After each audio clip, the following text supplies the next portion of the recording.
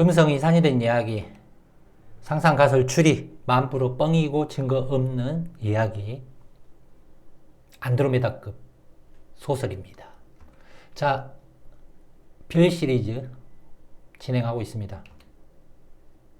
큐브론, 별 시리즈 2차 업그레이드에는 큐브론, 제가 이제 이 큐브에 대해서 금성이 산이된 이야기에서 약간 시그니처 가설로도 등장하고 어떤 기록을 접근하고 분석하고 또 충돌시키는 기초적인 관점, 큐브론, 큐브 굉장히 많이 강조했고 또 이제 이러한 방식에 대해서 약간 기초 설명을 하겠습니다. 옵스큐라, 우리가 카메라 옵스큐라 기술, 카메라의 역사에서 쉽게 나오는 이 이제 카메라의 시작이 되는 어두운 방에서 좁은 구멍으로 빛이 들어온 것을 그대로 선 따라 그림 그리기의 형식, 옵스큐라의 원초적인 방식. 그래서 실제 사물 작은 구멍에 이렇게 반대로 상에 맺히고 그걸 그대로 그리는 카메라의 오래된 버전의 시초적 이야기.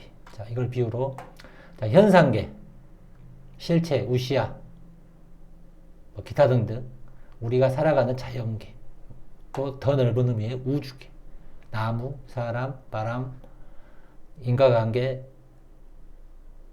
기타 등등.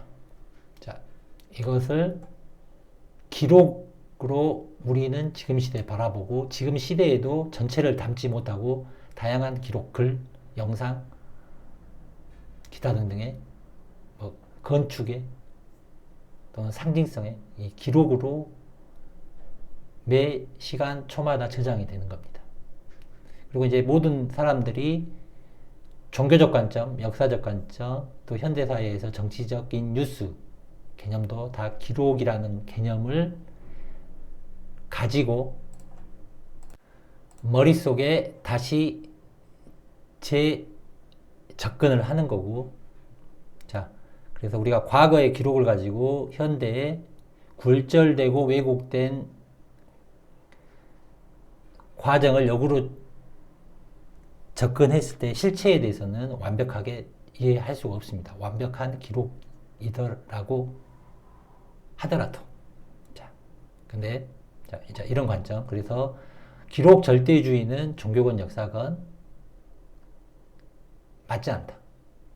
이걸 이제 맹신하면 종교가 되는 거고, 역사 자체도 맹신을 하게 되면 역사적 종교화로 사람들이 그 뇌가 단순해지는 겁니다. 자, 그래서 이 옵스큐라, 이것도 이제 이 큐브 개념으로 제가 이제 설명을 할 건데, 자, 기록자가 있습니다. 안에서 그림을 그리든 기록을 하든 실체 이 현상, 실체를 단편을 기록을 하는 거죠. 자, 그래서 기록자가 있는 거고, 이 육면의 한 면을 기록을 하는 겁니다. 자, 이건 좀 낙서, 간만에 낙서 한번 하겠습니다. 자, 여기 현상계를 이 면에, 크게 하겠습니다. 크게. 이 면에 기록을 하는 겁니다. 누가? 기록자가. 자, 여기에 뭐 글이 됐건 그림이 됐건. 자, 이게 한 면이 되는 겁니다. 그리고 이게 한 단면이 되는 거고, 이게 이제 금성이 산이된 이야기에서 이 프레임에 갇혔다. 우리는 과거에는 한 면만 본 겁니다. 이제 계몽주의를 거쳐 와서 1800년대, 1900년대 역사적 관점에 기록이 되는 몇 가지 기록들, 삼국사기, 조선왕조실록, 고려왕조, 기타 등등 이 기록만 보고 역사를, 즉 과거를 역추적했습니다. 자, 그러면 금성이 산이된 이야기의 본질, 각 여러 면, 그러면 이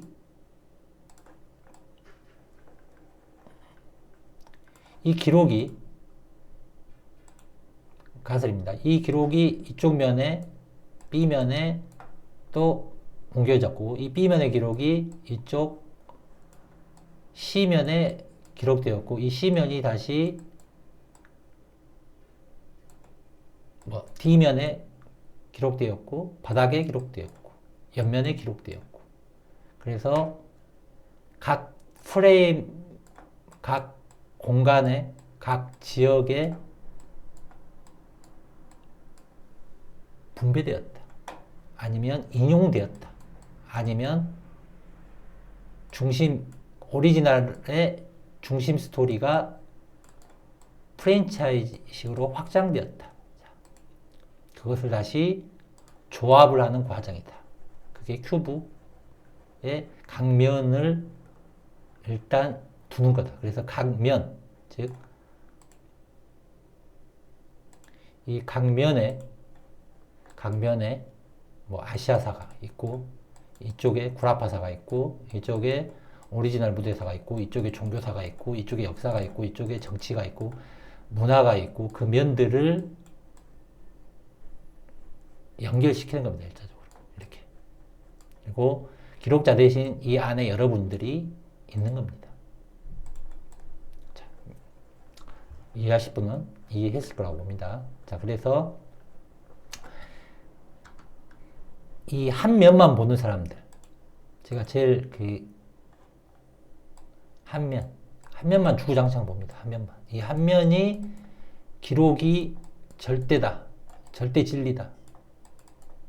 과거의 모든 현상계, 운동에너지, 사건을 다 리얼하게 100% 기록했다라고 100% 믿는 것 자체가 에라다. 자, 그리고 이런 단면의 기록을 가지고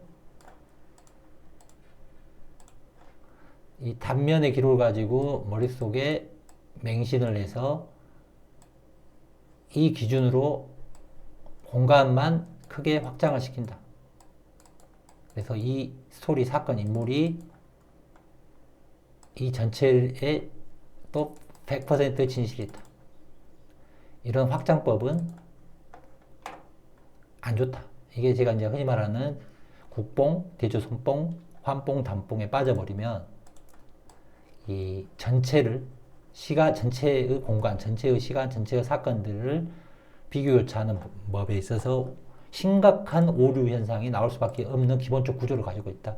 그래서 금성이 사에 대한 이야기 오시는 분들은 이 단편적 사고, 단편적 프레임, 로컬에서 재생산된 개념에 대해서 그러니까 절대 맹신, 절대 진리화시키지 말아라. 그냥 그러한 내용이, 그러한 기록이, 그러한 관점이 존재한다라고 하나의 면으로 인식을 하면 됩니다. 그래서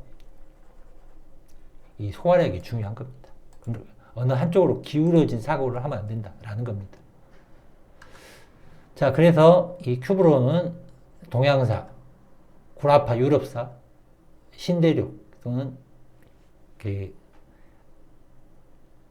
북미, 남미, 중미의 역사적 관점에 대한 각각의 기록들의 면들을 여러분들이 리서치를 해야 되고 거기에 관련된 뭐 인물, 사상, 정치, 기타 등등 사건, 전쟁, 문화, 기타 등등 지도, 종교, 건축, 지도적 패턴, 종교적 관점, 건축적 관점, 사건 또는 전쟁, 문화, 정치적인 교류, 인물의 사상 또는 정치 또 이 정치 뒷면에 있는 음모론 우리가 역사적 관점에서 하는 야사 이런 것들을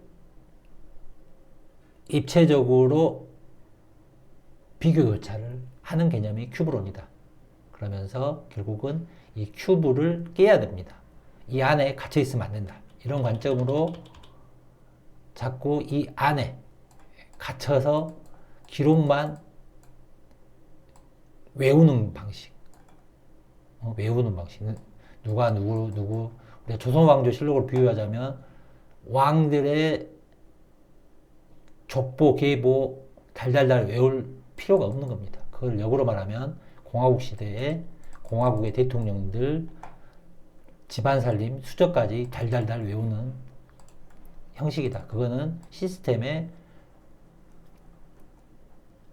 대중들을 복종시키기 위한 그런 거에 가장 단편적인 예가 한반도 북쪽에 있는 공산주의적 개념. 자, 일가를, 그러니까 이제 이 제국주의 공화국의 그 개념에서 믹스된 아주 희한한 동네죠. 이제 아무튼 그 정도로 보고 아무튼 이렇게 갇히지 말아라.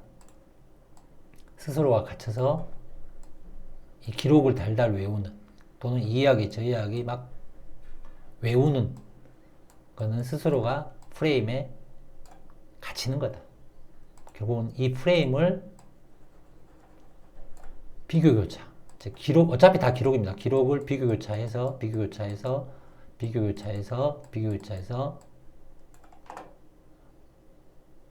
기록의 정답이 아니라 기록의 오류를 발견하면 됩니다. 일단 그 오류를 발견하고 그 오류의 패턴, 이 오류가 등장했던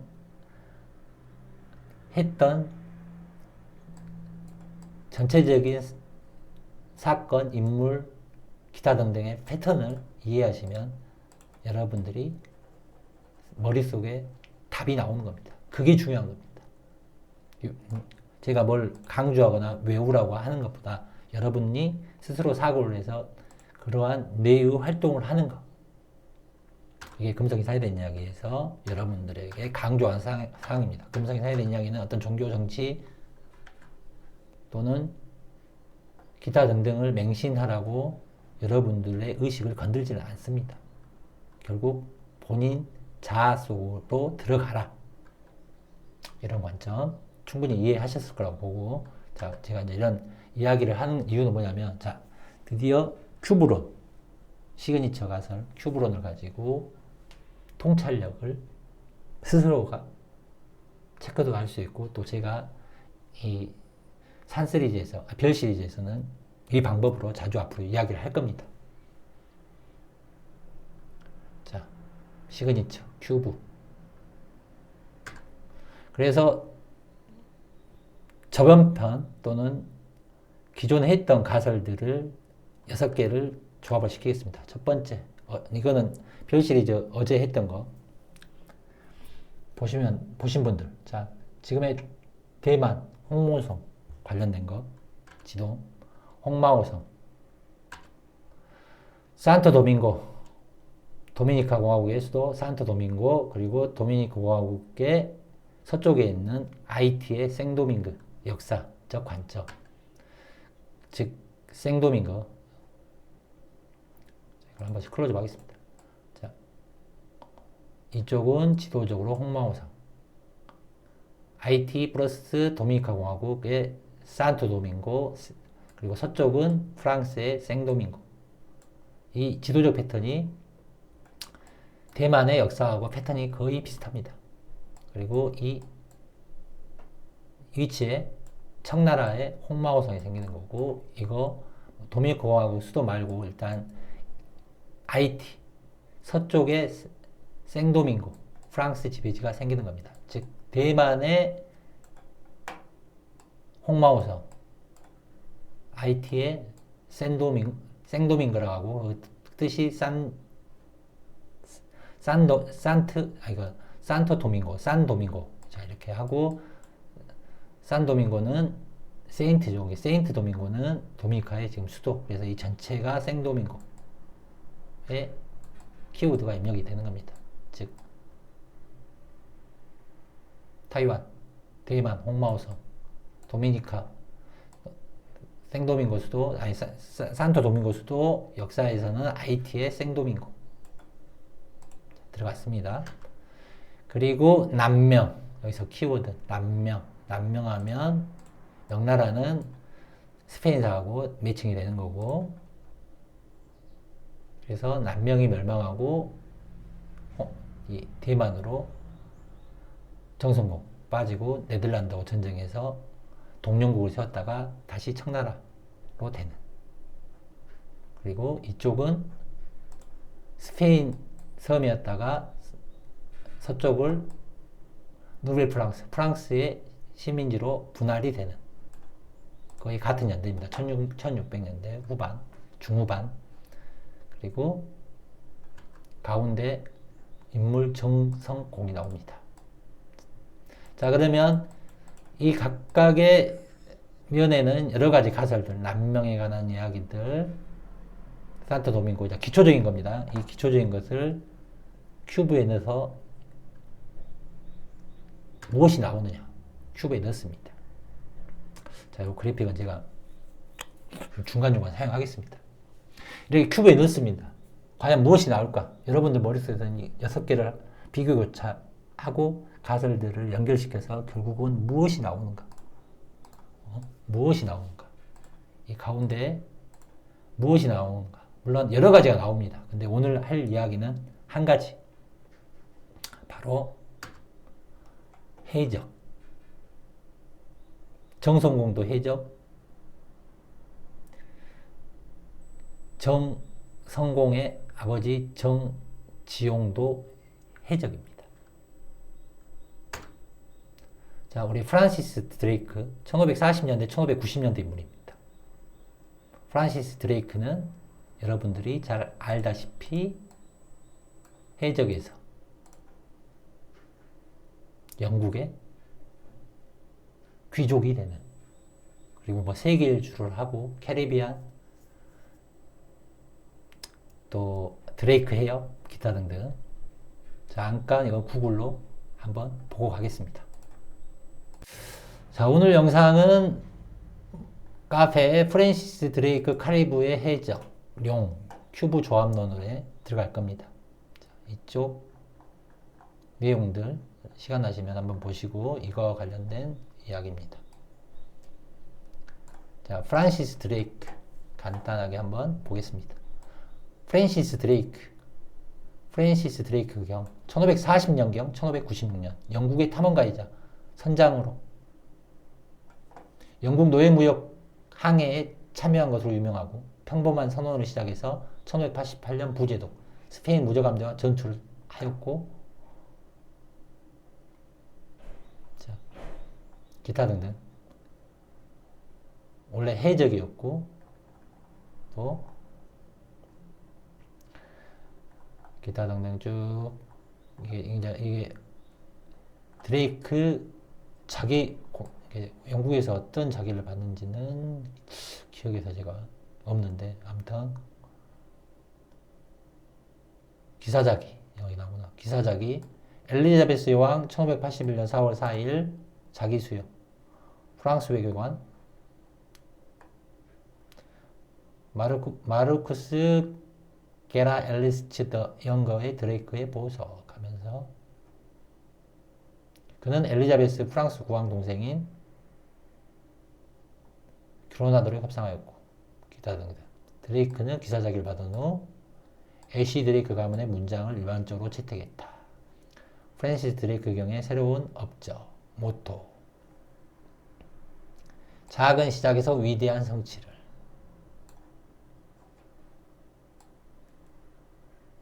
그리고 이제 중요한 게 바로 미국으로의 대탐험. 1585년 영국 스페인 사이 전쟁, 엘리자베스 1세 여왕의 수석 비서관. 자, 여기가 중요합니다. 그러한 다음 그는 카보베르 섬의 산티아고를 약탈한 후 함대는 대서양을 건너 산토 도밍고 항구를 약탈하고 현재의 콜롬비아에 있는 카르타헤나 인디아스를 점령했습니다. 카르타헤나에서 드레이크는 100명의 터키 노예를 풀어주었고, 1586년 항해 기간 중 그는 스페인령 플로리다 산 아구스티에 있는 목조 스페인 요새를 공격하여 마을을 완전히 불태웠습니다. 즉 카리브해안의 세인트 오거스틴 금성의 사연전에서 굉장히 많이 나왔죠. 자, 그 다음에 지금 이야기하고 있는 산토 도밍고. 여기서 산토 도밍고는 도미니카 공화국의 산토 도밍고 항구를 의미합니다. 그래서 이 캐리비안의 영향력, 해적이었다가 기사자기를 받는 인물, 바로 프랜시스 드레이크 경. 이거 여러분들 한번, 이거 한글 버전보다 이거 영문 버전 구글이 데이터가 많이 있습니다. 이거 보시고 다시 간단 명료하게. 그래서 프랜시스 드레이크 여러분들 생각하시는 거는 해적에서 기사자기를 받은, 뭐 이제 세계 일주를 했다. 드레이크 해협 나오고 또 캘리포니아를 갔다. 또 여기서 중요한 생도도밍고, 그 다음에 콜롬비아의 성을 함락하고, 결국은 해적에서 기사자기를 받은 인물이 등장을 하는 겁니다. 이 인물이 왜 갑자기 큐브를 조합했는데 등장하느냐? 자, 연관이 다 있는 겁니다. 남명 스페인, 홍마오성, 생도맹그, 세인트 도밍고, 산도밍고, 정성공, 대만, 아버지가 배반해서 항복해서 투쟁을 하는 이 스토리. 그리고 해적 집안입니다. 정성공이, 정지용이. 그리고 생도밍고. 자, 이걸 연결시켰습니다. 그러면 해적이 나오고 프란시스 드레이크가 나옵니다. 자, 그러면 프란시스 드레이크 닉네임입니다. 뭐, 이거 스페인어라, 제가. 영어도 못하는데, 아무튼 스페인어. 뜻은 The Dragon in Old Spain. 즉, 올드 스페인어로 용이라는 의미를 가지고 있다. 누가? 프란시스 드레이크가. 엘드래곤. 그러면 여기서 올드 스페니시, 자, 남명, 즉, 명나라. 한자로 말하면 바로 용이 등장하겠죠. 용. 자, 이제 이런 용의 어떤 느낌은 별자리에서도, 외국에서도 이렇게 용을 쓰는 거고, 용 별자리. 자, 그래서 프랜시스 드레이크가 용이 되고, 그 뜻은 오래된 스페니시 말이다. 그래서 용이고, 엔터 더 드라곤. 이소룡이 나옵니다. 물론 이소룡하고는 관련 없지만, 여기서 중요한 거는 엔터 더 드라곤. 제가 이제 중간중간 좀 재밌는 요소를 넣을 겁니다. 다 이게 이유가 있습니다. 아무튼 드라곤이 나옵니다. 드라곤.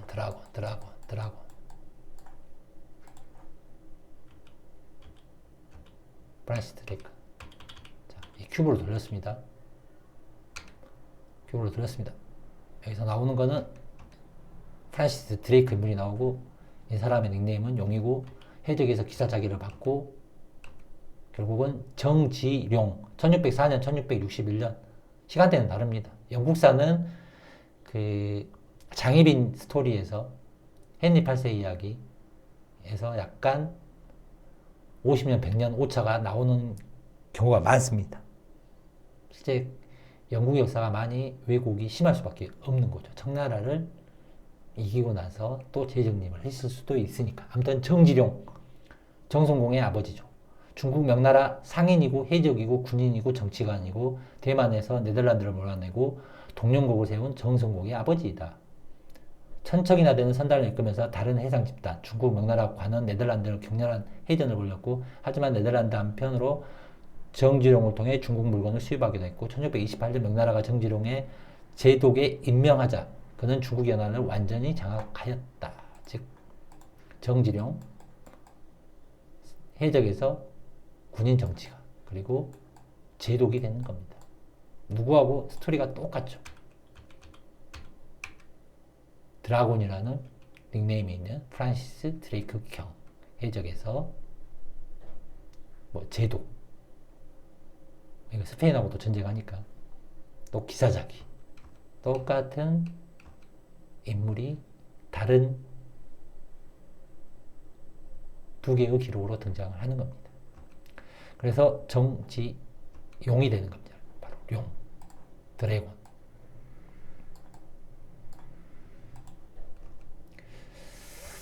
자, 드라곤, 그냥 드라곤을 읽겠습니다. 프란시스 드레이크경, 드라곤.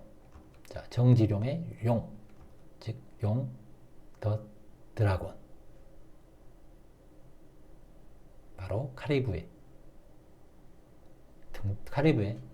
해적에서 기사가 되고 제독이 되고 오리지널 무대에서 실존한 실체는 누구일까요? 자, 소화가 되시는 분만 좋아요를 누르십시오. 여기까지 하겠습니다.